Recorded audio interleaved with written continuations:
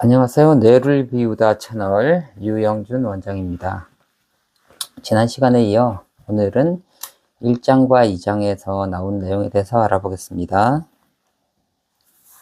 전에 설명드렸죠? 당분간은 컨텐츠를 이렇게 쓰면서 하도록 해보겠습니다. 자, 1장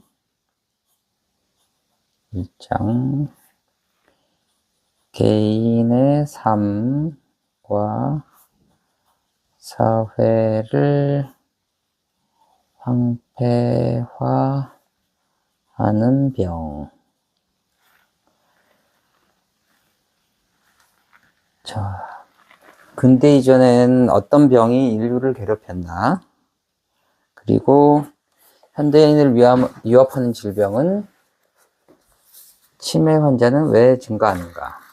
치매의 사회적 비용은 얼마나? 라는 이 소제목으로 있습니다. 일단 그래서 보시면 책이 나왔으니까 보여드릴게요. 이런 그림이 있죠? 이건 신대륙의 재앙, 천연두. 자, 천연두는 두청 바이러스가 일으키는 질병으로 잠복기, 전조기 발진 단계로 나뉘어 7일에서 17일의 잠복기를 거쳐 독감과 유사한 심한 전신 증상이 갑자기 시작되는 전조기를 약 1에서 4일 거친다. 그래서 이제 그 병에 대한 설명을 해놨죠. 그러니까 잠복기,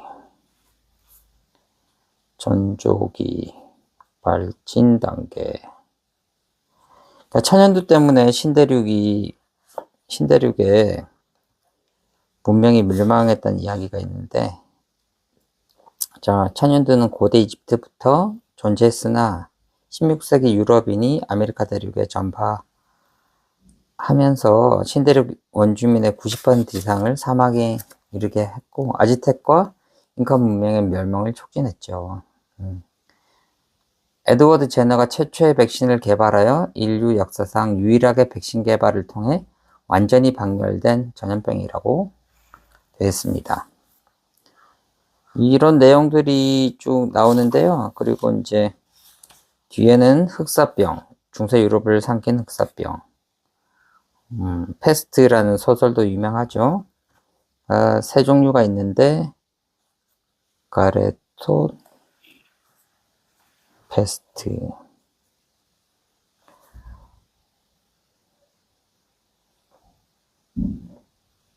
그 다음에 폐혈증성 페스트, 그 다음에 폐렴형 페스트. 14세기 중반의 대유행이 가장 악명 높았고 유럽 인구의 최소 3분의 1, 많게는 절반 가까이가 사망하며 봉건제도의 붕괴를 가속화시켰다는 이런 이야기가 나오죠. 그 다음에는 여러 천재들을 삼킨 병, 매독. 예전엔 매독에 걸려서 사망하는 사람들이 많았었는데 그 중에서도 이제 뭐 우리가 아는 예술가들이 매독으로 많이 죽었다고 그러죠. 박테리아에 의해서 생기는 성병으로 1, 2기 잠복기, 3기의 4단계로 나뉘고, 그 다음에 한센병,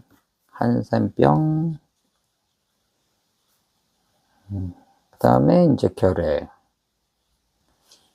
이런 병들이 있었습니다. 그 다음에 이제 수인성 전염병인 콜레라. 콜레라 때문에 고생을 좀 많이 했던, 그러니까 특히 19세기에 인도 벵골 지역에서 시작돼서 전 세계적으로 퍼져서 대규모 유행을 일으켰던 적이 있죠. 그 외에도 이제 그 외 열성 전염병이라고 해서 고대 동양에서는 상한이라고 해서 상한 잡병론에 나오는데요. 여기 이제 장티푸스 같기도 하고, 티푸스 같기도 하고, 콜레라 비슷하기도 하고, 다른 바이러스성 고열을 일으키는 질병을 통틀어서 말한 것입니다. 장준경이라는 사람이 쓴 상한 잡병론이라는 책에 자신의 가문의 200여 명 중에 10년도 안 돼서 3분의 2가 죽어나갔고, 그 중에 7알은 상한병으로 사망했다고 이 서문에 써 있습니다. 그래서 이제 1장에서 보면, 근대 이전에 어떤 병들이 사람을 괴롭히고 사망에 이르게 했는지 알아봤고요. 1장 그 개인의 삶과 사회를 황폐화하는 병을 쓴 이유는, 고대부터 지금까지 사람들은 어떤 질병 때문에 고생을 했고 또 죽어갔는가, 그런 것들을 좀 알아보기 위한 차원이었고요. 근데 현대에는 만성 비감염성 질환, 이제 질환의 양상이 좀 많이 바뀌었죠. 그러니까 생활 습관에 의해서 나타난 병인데, 이게 이제 좌식 생활과 관련이 큽니다. 그러니까 우리가 수렵채집인들을 보면, 뭐 지금도 아마존 같은 데 가면 수렵채집인들이 있잖아요. 그 아마존의 눈물에 나왔던 그런 소위 말하는 이제 원주민이라고 일컫는 이런 사람들은 지금도 이제 수렵 사냥을 하고, 사냥이나 낚시, 그리고 채집은 이제 뭐 과일이나 곡물 같은 것들을 채집해서 먹는데, 이런 수렵 채집인들을 보면 이제 2017년 렌시시라는 그 논문집에 보면, 그 볼리비아의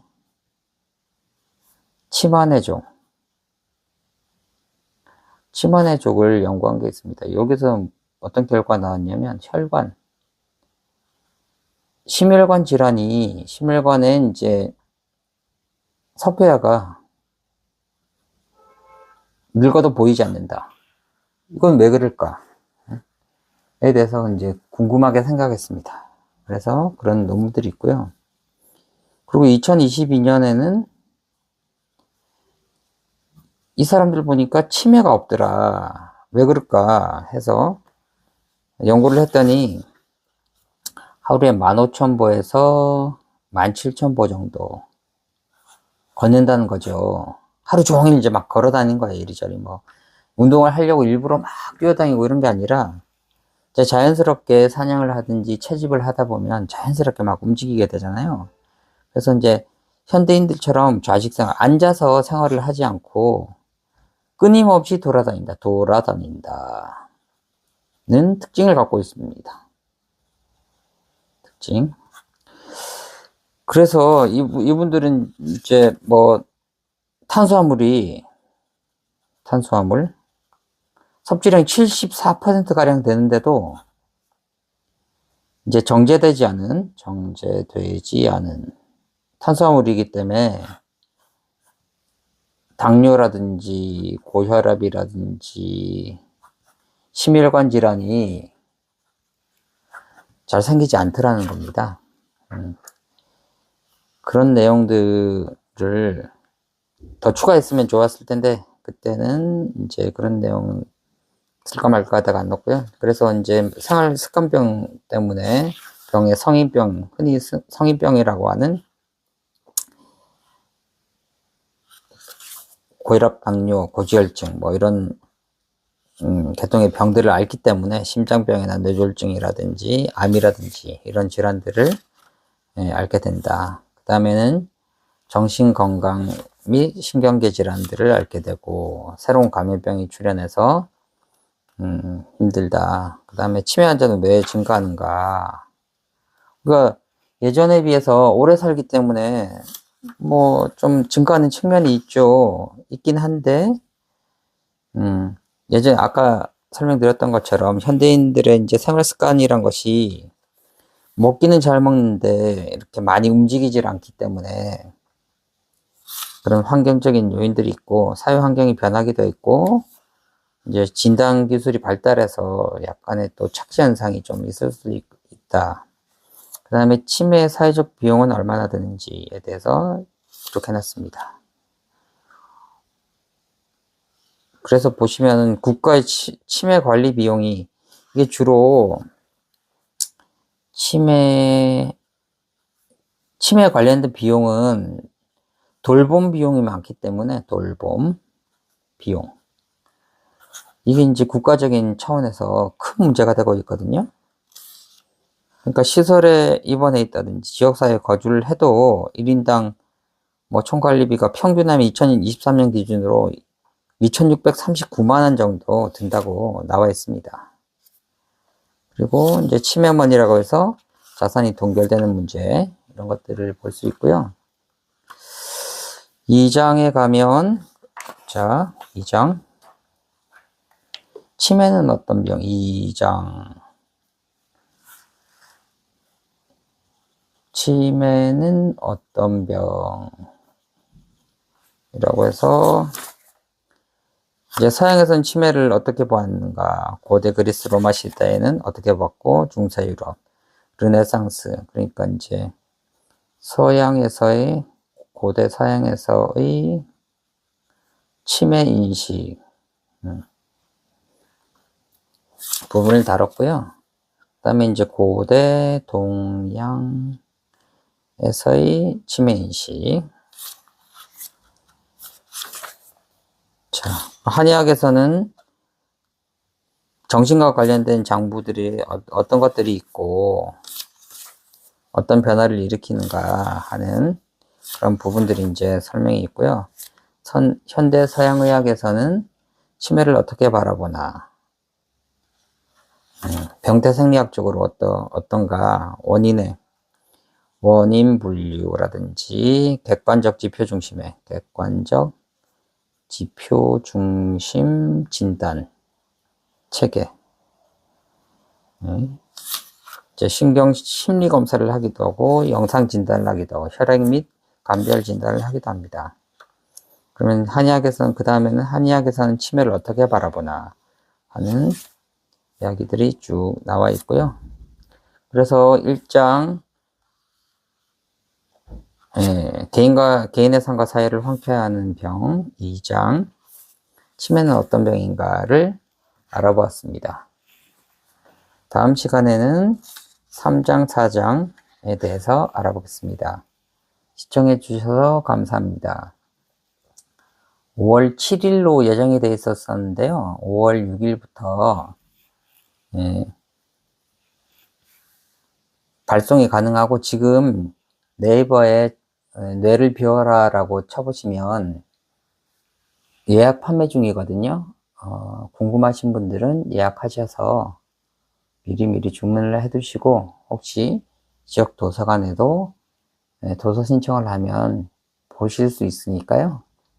그렇게 해주시면 대단히 감사하겠습니다. 자, 오늘은 여기까지 하겠습니다.